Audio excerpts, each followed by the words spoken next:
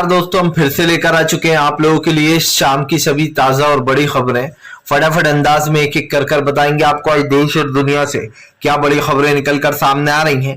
लेकिन उससे पहले दोस्तों एक नजर डालेंगे सुर्खियों पर। प्रधानमंत्री नरेंद्र मोदी के ऊपर गरजे राहुल गांधी, बोले फिलहाल गुजरात के मुद्दे पर राजनीति नहीं करूंगा, इसके बारे में आपको बताएंगे। वहीं पर अगली बड़ी खबर में हम आपको बताएंगे दोस्तों, हिमाचल प्रदेश में प्रियंका गांधी ने फूंक दिया बिगुल, भारतीय जनता पार्टी में मची फूट। जी हां, कई नेता हुए बागी। वहीं पर अगली बड़ी खबर में हम आपको बताएंगे दोस्तों, दरअसल आपको बता दें 10 नवंबर को आने वाला ज्ञान व्यापी का बड़ा फैसला। ओवैसी बोले हमें इंसाफ का इंतजार, इसके बारे में आपको बताएंगे। वहीं पर अगली बड़ी खबर में हम आपको बताएंगे, पवन खेड़ा का मोदी सरकार के इवेंट पर बड़ा हमला, बोले फिलहाल उधर गुजरात में 200 के लगभग दोस्तों लोगों की मौतें हो चुकी हैं, लेकिन प्रधानमंत्री अपने इवेंट कैंसिल नहीं कर रहे। कल दोस्तों गृह मंत्री अमित शाह, जेपी नड्डा और प्रधानमंत्री नरेंद्र मोदी, ये तीनों अपने अपने कार्यक्रम करते रहे, इन्हें कोई फर्क नहीं पड़ा। वहीं पर अगली बड़ी खबर में हम आपको बताएंगे दोस्तों, जी दरअसल आपको बता दें, असली गुनहगार को बचा रही बीजेपी, आम आदमी पार्टी का बीजेपी के ऊपर बड़ा हमला। वहीं पर अगली बड़ी खबर में हम आपको बताएंगे दोस्तों, दरअसल आपको बता दें, घड़ी कंपनी जिसको इस पुल का टेंडर दिया गया था वो बीजेपी की है खासम खास, विपक्ष ने उठाए जमकर सवाल, इसके बारे में भी आपको बताएंगे। वहीं पर अगली बड़ी खबर में हम आपको बताएंगे दोस्तों, ममता बनर्जी के खास मंत्री पार्थ चटर्जी की 14 दिन की न्याय की हिरासत बढ़ा दी गई है। वहीं पर अगली बड़ी खबर में हम आपको बताएंगे दोस्तों, जी दरअसल आपको बता दें, राजीव शुक्ला का हिमाचल में बड़ा ऐलान, बोले इस बार आने जा रही है कांग्रेस की सरकार, बीजेपी को उखाड़ फेंकेंगे। वहीं पर अगली बड़ी खबर में हम आपको बताएंगे दोस्तों, दरअसल आपको बता दें, प्रधानमंत्री नरेंद्र मोदी के खिलाफ खोला विपक्ष ने मोर्चा, बोले फिलहाल एक के बाद एक कपड़े बदले जा रहे हैं, लेकिन कहते हैं कि हमें दुख है। इसके बारे में बताएंगे, मोदी सरकार के कपड़े बदलते हुए वीडियो भी हो रहा है वायरल। तो सारी खबरें फटाफट अंदाज में देंगे, एक एक कर देंगे। फिलहाल खैर चलिए बढ़ते हैं सबसे पहली और सबसे बड़ी खबर की ओर। दरअसल दोस्तों आपको बता दें, राहुल गांधी को ने शोक जताते हुए, दुख जताते हुए प्रधानमंत्री को घेरा, बोले इस पर राजनीति नहीं करूंगा, लेकिन देश की स्थिति सही नहीं है। आपको बता दें, राहुल गांधी ने कहा कि फिलहाल मोरबी वाले हादसे पर राजनीति करना गलत है और मैं इस पर कोई टिप्पणी नहीं करूंगा, कुछ नहीं बोलूंगा। राहुल गांधी ने कहा कि जो हादसा हुआ है उसके लिए हमें बहुत दुख है और हम जानते हैं कि किन लोगों ने अपनों को खो दिया है और अब वो दोस्तों कभी लौटकर नहीं आएंगे। वहीं दूसरी तरफ राहुल गांधी ने कहा कि ये बात सच है कि देश की स्थिति बिगड़ी हुई है, आज देश में हिंसा, डर और भ्रष्टाचार का माहौल है। राहुल ने कहा देश में लगातार भ्रष्टाचार फैलता चला जा रहा है, लेकिन इस भ्रष्टाचार को रोकने के लिए एक ईमानदार सरकार की जरूरत है। राहुल ने कहा कि हम लोगों से वादा करते हैं अगर हमारी सरकार आती है तो हम जनता के हित में काम करेंगे, ना कि जनता के विरोध में। जाहिर सी बात है दोस्तों, जो प्रधानमंत्री जो जगह जगह ठीकरा बजाते फिरते हैं, ढिंडोरा पीटते फिरते हैं, गुजरात मॉडल बनाएंगे, गुजरात मॉडल बनाएंगे, आखिरकार उस गुजरात मॉडल की पोल खुली गई और वो भी ऐसे टाइम पर खुल गई दोस्तों जब आप समझिए जब चुनाव आने वाले, इलेक्शंस आने वाले हैं गुजरात में। आपको बता दूं, प्रधानमंत्री के ऊपर गरजते हुए राहुल गांधी ने जमकर हमले बोले। राहुल ने कहा कि फिलहाल देश की स्थिति खराब है, देश में युवाओं बेरोजगारी बढ़ती चली जा रही है, लेकिन उस मुद्दे पर कोई बात करने वाला नहीं है। राहुल ने कहा कि मैं नहीं मानता आम आदमी पार्टी कांग्रेस से मजबूत है। राहुल ने कहा कि ये सब कुछ हवाई चीजें और गुजरात में कांग्रेस सबसे मजबूत है, आम आदमी पार्टी नहीं। राहुल ने सीधे सीधे नकार दिया कि फिलहाल गुजरात में आम आदमी पार्टी का कोई जोर नहीं है, सिर्फ वो हवाई बातें कर रही है और हवा में दोस्तों जानबूझकर एक वो बना रही है अपना।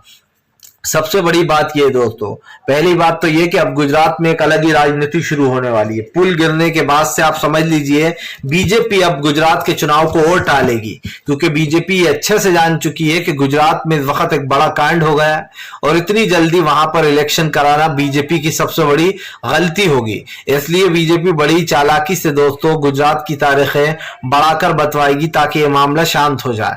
लेकिन राहुल गांधी ने कहीं ना कहीं प्रधानमंत्री के जले पर नमक छिड़क दिया और ये शायद प्रधानमंत्री अच्छे से जान चुके हैं। चलिए बढ़ते हैं एक और अगली बिग ब्रेकिंग की तरफ। बता दोस्तों अगली जो बड़ी खबर निकल कर आ रही है आपको बता दें, असदुद्दीन ओवैसी का बड़ा ऐलान, बोले फिलहाल कोर्ट से पूरी उम्मीद मिलेगा इंसाफ। दरअसल दोस्तों आपको बता दें 10 नवंबर को ज्ञान व्यापी मामले में कोई बड़ा फैसला आ सकता है, जिसको लेकर असदुद्दीन ओवैसी ने कोर्ट के ऊपर आशंका जताई है और कहा है कि फिलहाल कोर्ट पर पूरा भरोसा है, आशा की एक किरण है। और ऐसे में दोस्तों आपको बता दें उस एक्ट का बार बार जिक्र हो रहा है, जिस एक्ट में साफ कहा गया कि जो धर्म स्थल जहां पर है वो वहीं पर रहेगा। आपको बता दें ये एक्ट कांग्रेस द्वारा बनाया गया था, इसलिए क्योंकि जब ज्ञान व्यापी, आपको याद होगा जब बाबरी का मामला उठा तो देश में एक हिंसक माहौल बन गया, हिंदू और मुस्लिम भाई आपस में ही भिड़ गए, जिसके बाद कांग्रेस ने एक बहुत अच्छा कानून बनाया था दोस्तों, वर्शिप एक्ट। इस वर्शिप एक्ट के दौरान दोस्तों ये था कि जो धर्म स्थल अब जहां पर है वो वहीं पर रहेगा और कोई भी इस पर हस्तक्षेप नहीं कर सकता, ना इस पर कभी कोई केस खुलेगा। लेकिन दोस्तों बीजेपी ने बड़ी ही चालाकी से ज्ञान व्यापी मामले को अंदरूनी तरीके से खुलवा दिया और ये सब कुछ अपनी राजनीतिक फायदे के लिए किया गया है। भले ही बीजेपी ज्ञान व्यापी और दोस्तों मंदिर पे नहीं बोलती, लेकिन उसके नेता दोस्तों ज्ञान व्यापी मस्जिद और सिंगार गौरी मंदिर पर बोलने से चूकते नहीं है। वो आए दिन कहते हैं कि भैया उत्तर प्रदेश तो हुआ, मथुरा की बारी है। इस तरीके की बातें तमाम चलती रहती हैं, लेकिन बात सिर्फ इतनी सी नहीं है कि ये मामला दोस्तों, ये मामला सिर्फ यहीं तक नहीं है, और उसके बाद शाही ईदगाह का भी मामला है। 10 मामले ऐसे हैं दोस्तों, 3 मामले ऐसे हैं जिसमें हमेशा लोगों में कहीं ना कहीं सहमति नहीं बैठी है। सबसे बड़ी बात यह है कि वर्शिप एक्ट ये कहता है दोस्तों कि जो धर्म स्थल है जहां है वो वही रहेगा, लेकिन इसके अगेंस्ट जाकर एक निचली अदालत, जिसको दोस्तों आप समझिए पावर ही नहीं है कि वो इतना बड़ा फैसला दे सके, लेकिन निचली अदालत ने ये कह दिया कि केस चलेगा। अब इसके ऊपर 10 नवंबर को बड़ा फैसला आने वाला है। देखना यह होगा कि इस फैसले में किस चीज का जिक्र किया गया है। और सबसे बड़ी बात यह भी है कि फिलहाल ज्ञान व्यापी और सिंगार गौरी मामला भी काफी लंबे समय से है, चल रहा है इसमें। ऐसे में हम तो यही कहेंगे कि फिलहाल जो चीज जहां है दोस्तों उसे वहीं रहना चाहिए। सबसे बड़ी बात यह है कि फिलहाल देश का माहौल ना बिगड़े, देश का सौहार्द ना बिगड़े, उसमें कहीं ना कहीं सरकार को एक बड़ा कदम उठा लेना चाहिए। चलिए बढ़ते हैं एक और अगली बिग ब्रेकिंग की तरफ।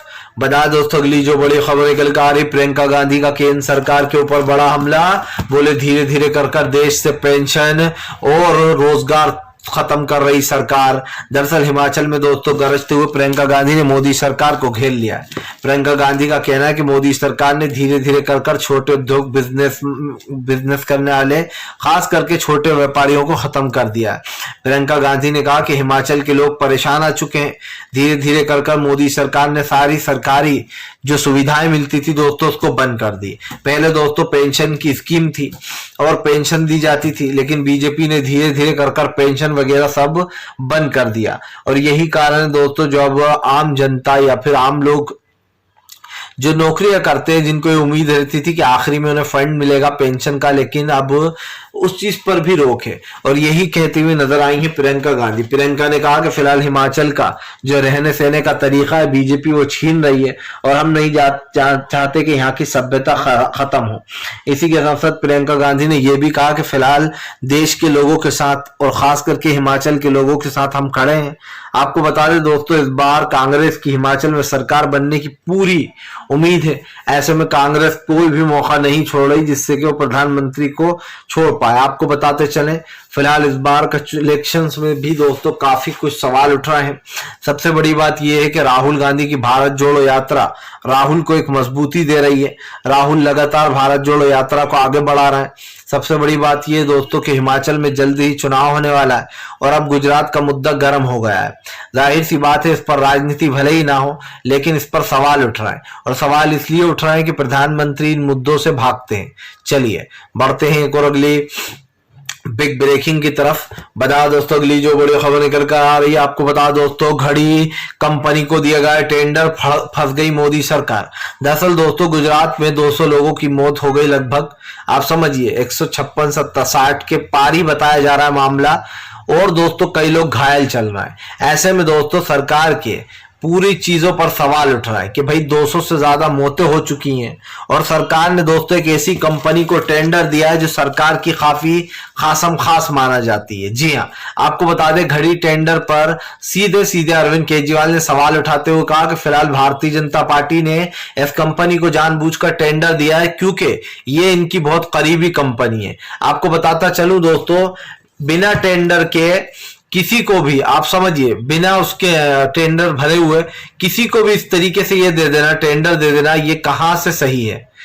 पहले टेंडर भरना पड़ता है, अगर कोई इस टेंडर का पास हो जाता है तब किसी को सरकारी चीज में टेंडर दिया जाता है कि ये टेंडर आप पूरा करेंगे किसी कंपनी को। लेकिन दोस्तों कंपनी ने टेंडर ही नहीं भरा, उसके बाद भी ये टेंडर प्रधानमंत्री नरेंद्र मोदी और गुजरात सरकार ने उन घड़ी कंपनी को सौंप दिया, जिसके बाद आम आदमी पार्टी हमलावर हो गई है। आपको बता दें केजरीवाल ने कहा कि बीजेपी ने जानबूझकर लोगों की जान खतरे में डाली और एक ऐसी कंपनी को ये टेंडर दे दिया गया दोस्तों जिसमें कि ये समझ लीजिए कि उन लोगों की जान की जिम्मेदार सिर्फ और सिर्फ मोदी सरकार है।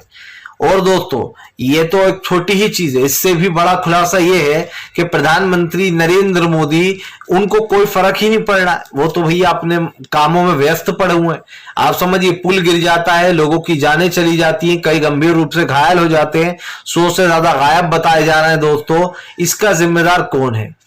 जाहिर सी बात है दोस्तों कि आज जो ये लगातार देश में हो रहा है, खास करके जो पुल गिरा दोस्तों, उसमें कहीं ना कहीं ये साफ हो जाता है कि मोदी सरकार की जो एक राजनीति है या फिर दोस्तों जो वहां पर हुआ उसको लेकर भी कई जिम्मेदारियां थी सरकार की, लेकिन सरकार ने उनको निभाया नहीं।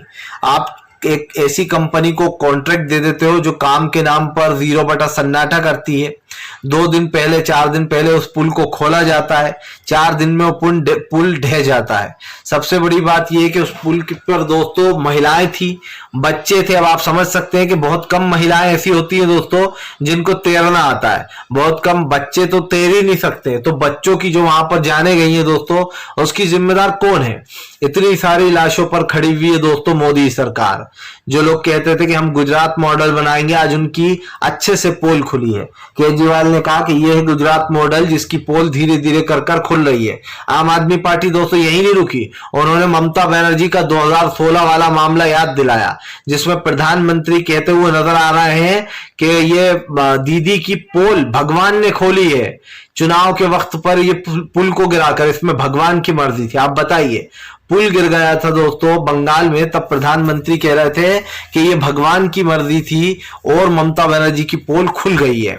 अब आप समझिए दोस्तों, जब खुद के यहां पर गुजरात में पुल गिर गया है तो अब सरकार चुपचाप क्यों बैठी है? सबसे बड़ा सवाल होना चाहिए आपका भी और मेरा भी। मैंने पहले भी कहा है दोस्तों और फिर कहूंगा, देश की बिगड़ती स्थिति, देश का बिगड़ता माहौल, इसकी जिम्मेदार मोदी सरकार है। अगर सरकार कहती है कि हमने कुछ गलत नहीं किया तो आप समझिए सरकार से बड़ा झूठा और कोई नहीं है। क्योंकि दोस्तों पुल भले ही किसी ने काम किया हो, लेकिन जिम्मेदारी तो आपकी थी, आपको जांच कराना थी कि इस पुल को खोला जाए या फिर नहीं खोला जाए। और सरकार में दोस्तों कैसे कैसे लोग भरे बैठे हैं जो करप्शन को बढ़ावा दे रहे हैं। फिलहाल चलिए बढ़ते हैं एक और अगली बिग ब्रेकिंग की तरफ। बता दोस्तों अगली जो बड़ी खबर निकल कर आ रही है आपको बताते चले दोस्तों, इस बार भारतीय जनता पार्टी को लगा बड़ा झटका। जी हां, दरअसल आपको बता दें हिमाचल प्रदेश में बनने जा रही कांग्रेस की सरकार, राजीव शुक्ला बोले फिलहाल बीजेपी का कर देंगे यहां से सफाया। दरअसल दोस्तों आपको बता दें हिमाचल में इस बार कांग्रेस ने अपनी कमर कस ली है और भारतीय जनता पार्टी को पूरी टक्कर दे रही है। हालांकि हम आपको बता दें भारतीय जनता कांग्रेस के जो दिग्गज नेता थे उनकी डेथ हो चुकी है, लेकिन उसके बाद भी दोस्तों हिमाचल में कांग्रेस का दबदबा दिखाई दे रहा है। सबसे बड़ी बात यह है कि आज लोग दोस्तों परेशान हो चुके हैं बीजेपी की सरकार से और लोग बदलाव चाहते हैं। और बदलाव तो यही कह रहा है दोस्तों कि लोग अब कांग्रेस की सरकार को लाना चाहते हैं, क्योंकि हिमाचल के लोग दोस्तों बीजेपी से परेशान हो चुके हैं। बीजेपी जिस तरीके की राजनीति करती है या कर सकती है उससे और ज्यादा लोगों का मनोबल गिरता है। और इसीलिए राजीव शुक्ला ने कहा कि हिमाचल के लोग हमारे साथ हैं और हमारे साथ हैं और हमारा साथ भी देंगे। आपको बता दें पिछली बार भी कुछ सीटों से चूक गई थी कांग्रेस की सरकार, लेकिन इस बार दोस्तों गुजरात और हिमाचल दोनों ही जगह कांग्रेस अपना दबदबा बना रही है। लेकिन हिमाचल में जिस तरीके से कांग्रेस ने मेहनत की है उससे साफ दिखाई दे रहा है कि फिलहाल हिमाचल में कांग्रेस की मेहनत रंग जरूर लाएगी। अगर बात की जाए दोस्तों गुजरात की, तो गुजरात में भी कांग्रेस का अंदरूनी काम चल रहा है। जो लोग सोच रहे थे कि गुजरात में क्यों नहीं जा रही है कांग्रेस, दरअसल कांग्रेस की अंदर ही अंदर रणनीति चल रही है और इस बार दोस्तों गुजरात को छोड़ना नहीं चाहती है कांग्रेस। कांग्रेस समझ चुकी है दोस्तों कि गुजरात में जो है यहाँ पर उनको पिछली बार महज 10 सीटों से वो चूक गए थे, लेकिन अब की बार दोस्तों कांग्रेस कोई भी ऐसा मौका नहीं गंवाना चाहती जिससे कि उनकी सरकार को झटका लगे, और इसीलिए कहीं ना कहीं कांग्रेस ये करती हुई नजर आ रही है। फिलहाल चलिए बढ़ते हैं एक और अगली बिग ब्रेकिंग की तरफ। बता दोस्तों अगली जो बड़ी खबर निकल कर आ रही है, आपको बताते चले दोस्तों उत्तर प्रदेश में चुनाव से पहले हुई शुरू जंग। अखिलेश बोले फिलहाल बीजेपी और चुनाव आयोग दोनों की साठगांठ। जी अखिलेश ने फिर से एक बार चुनाव आयोग को घेर लिया है। दरअसल दोस्तों अखिलेश यादव लगातार बीजेपी के ऊपर हमलावर है। उनका कहना है कि चुनाव आयोग हमसे सवाल पूछ रहा है, जबकि चुनाव आयोग को खुद पता है कि कहाँ का क्या क्या धांधली हुई है। आपको बता दें अखिलेश यादव दोस्तों मुलायम सिंह यादव के जाने के बाद अकेले पड़ गए। ऐसे में अखिलेश ने साफ कर दिया है कि फिलहाल जनता के लिए काम करेंगे और अंत तक करेंगे। अखिलेश ने कहा कि हम चुनाव आयोग ने हमसे सवाल पूछा तो जरूर देंगे, डरने वाले नहीं है। आपको बता दूं दोस्तों चुनाव आयोग के ऊपर हमेशा सवाल उठते रहे हैं और आगे भी उठते रहेंगे। अगर इस तरीके की चीजें होती हैं तो जाहिर सी बात है चुनाव आयोग पर सवाल तो उठते ही हैं। और एक बार फिर से जो है यहाँ पर अखिलेश ने चुनाव आयोग पर सवाल खड़े किए। उनका कहना है कि फिलहाल एक एक जगह की डिटेल कैसे दी जाए। जी हाँ 20-20 हजार वोट सच में दोस्तों कट हुए हैं। ऐसे में अखिलेश ने कहा था कि मुस्लिम लोगों के नाम ही उड़ा दिए गए दोस्तों बहुत सारे परिवारों के, और ये बात दोस्तों झूठ भी नहीं है, ये बात बिल्कुल सच है कि भारतीय जनता पार्टी के विरोध में जो खड़ा होता है चुनाव आयोग उसका विरोध करता है।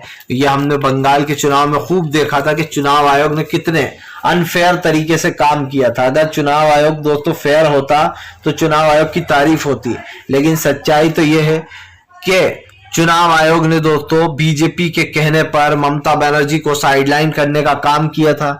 उनको एक दिन के लिए बैन भी किया गया था, और अब चुनाव आयोग वही काम उत्तर प्रदेश में किया था। और अब चुनाव आयोग दोस्तों क्या कर रहा है आप अच्छे से जानते हैं कि फिलहाल चुनाव आयोग के ऊपर से लोगों का भरोसा उठ चुका है। जो लोग कहते थे कि चुनाव आयोग से हमें उम्मीदें हैं, दरअसल अब उनकी उम्मीदें पूरी तरीके से खत्म हो चुकी हैं। चलिए बढ़ते हैं एक और अगली बिग ब्रेकिंग की तरफ। बता दोस्तों अगली जो बड़ी खबर निकल कर आ रही जी है, दरअसल दोस्तों आपको बता दे भारतीय जनता पार्टी को लगा बड़ा झटका। जी है दरअसल आपको बता दे पवन खेड़ा ने खोली मोदी सरकार की पोल। बोले एक तरफ कहते हैं कि हमें बहुत दुख है गुजरात में जो पुल गिरा, दूसरी तरफ प्रधानमंत्री एक के बाद एक बदल रहे थे कपड़े। जी हाँ खुल गई पोल। दरअसल दोस्तों प्रधानमंत्री अपना एक भी इवेंट रद्द नहीं किया, ना गृह मंत्री अमित शाह ने किया, ना ही प्रधानमंत्री ने किया, और ना ही जेपी नड्डा ने किया। कल तीनों दोस्तों व्यस्त थे। अब सबसे बड़ी बात यह दोस्तों कि प्रधानमंत्री की पोल खोल दी पवन खेड़ा ने।